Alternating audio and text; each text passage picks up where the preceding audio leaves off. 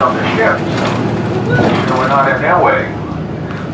In the distance, you have two tall buildings. The one on the left, the gray one, is the Prudential Building from 1964.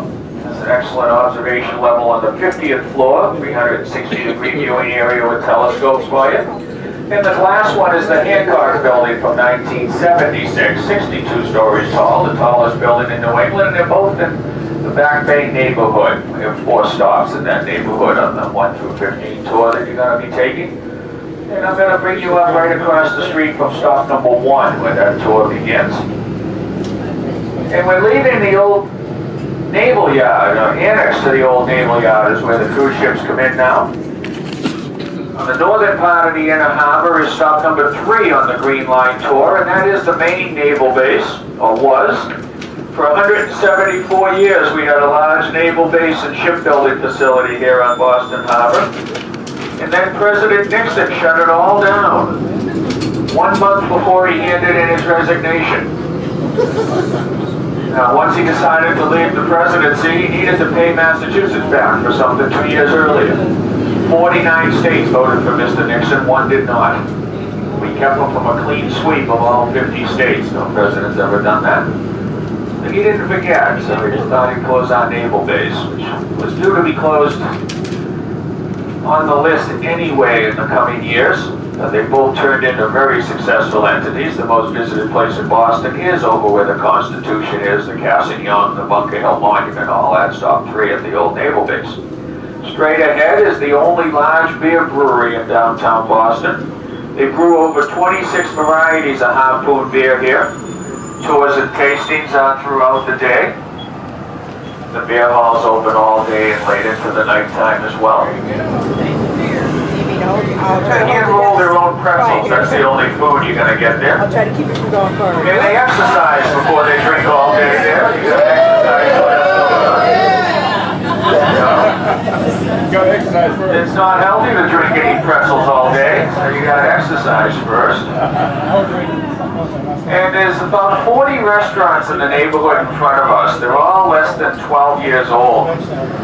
Not all of them. There's a few old ones, I should say. Here on the right is Yankee Lobster. It's been around over 70 years.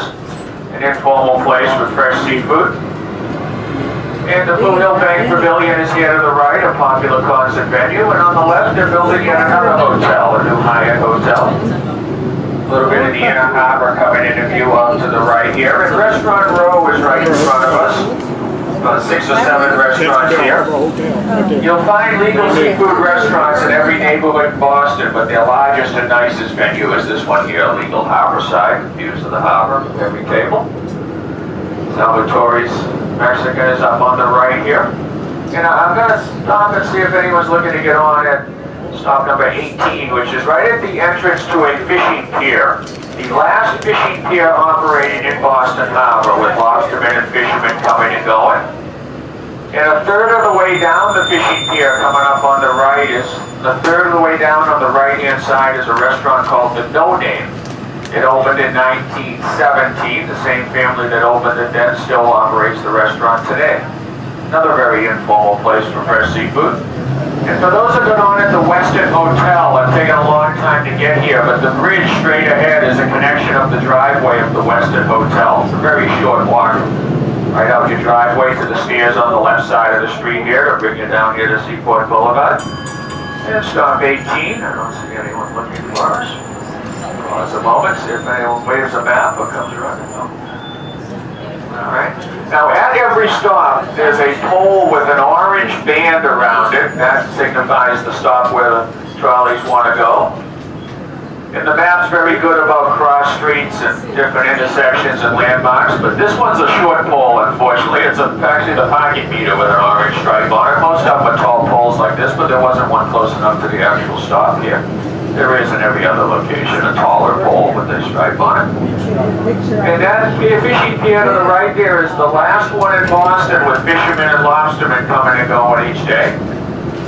The others have all been purchased by real estate developers, and the fishing fleets have moved just north or south of the city. Still a very big industry. And up here to the right, you're going to see what was pier number 4. This had lobstermen and fishermen along it as well up here to the right, but that's what happens to the old fishing piers. At the end, they're building a new building that is condominiums. We get on it? Condominiums start at $2 million. That Spirit of Boston, the ship there to the right, goes out for lunch and dinner cruises into the outer harbor each day. Now there's a barge leaving. Barge leaving the harbor.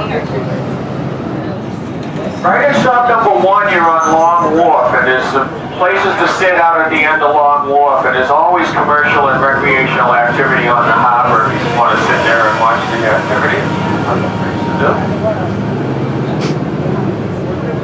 This is about a 25 to 30 year construction project to build a brand new neighborhood here called the Seaport. It was just simply South Boston's waterfront, full of warehouses, loading docks, and fishing piers. In 1950, an elevated highway was put up along Boston Harbor, I-93, and it stayed up for 55 years, isolating this land from the rest of downtown Boston. So nothing changed here. It stayed warehouses, loading docks, and fishing piers. 2005, they were done taking that highway down. Once it came down, this construction project began to create this new neighborhood, and it is by far the most expensive neighborhood in Boston. $2,100 a square foot for your condominiums, and almost $3,000 a month for a studio apartment, a very small studio apartment. Coming into view up to the left is a red building. That is right by stop number 15. You're going to take the Green Line tour, stops 1 through 15. Hopefully getting on and off and exploring different parts of the city throughout the day. The stop 15 has you at the Tea Party Ships and Museum. Your trolley ticket's a $10 discount to that museum. And they recreate the events of December of 1773 with and for you. Party. And off to the right is a little bit of the inner harbor. It's a 10-foot tide difference between low and high tide here in Boston Harbor.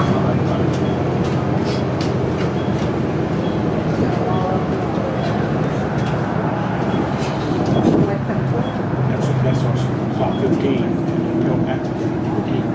One of which may be in. It represents the deep Boston. You're right by me. And James Hook here on the right sells a very good lobster roll and other fresh seafood. James Hook operates the lobster and fishing boats off of the fishing pier where I just paused a moment ago. And right in front of us is the Rose Kennedy Greenway. It goes on for 1.25 miles, 6 contiguous parks sitting on top of Interstate 93. It's illegal to go straight in that lane there, but we expect them to do that so we don't bump into them. Now straight ahead of stop number 1 is the North End. There's more than 100 Italian restaurants and pastry shops in the North End, and you also have the Paul Revere House in the Old North Church. Stop number 1 is our closest stop to the Paul Revere House. It's all been really about 27 years. Not everything, but a whole bunch of stuff. There's the Boston Harbor Hotel here on the right, the 1990s, and there's a beautiful harbor walk behind these buildings on our right. And I'm going to be stopping right alongside Quincy Marketplace. There's hundreds of shops and restaurants for you at Quincy Market. And the same place I'm dropping you off, every 15 minutes all day long, a trolley stops there to bring you back right to the ship. 5 o'clock is the latest. The people from the ship have told us that you should be waiting there. 5 o'clock, you'll get picked up.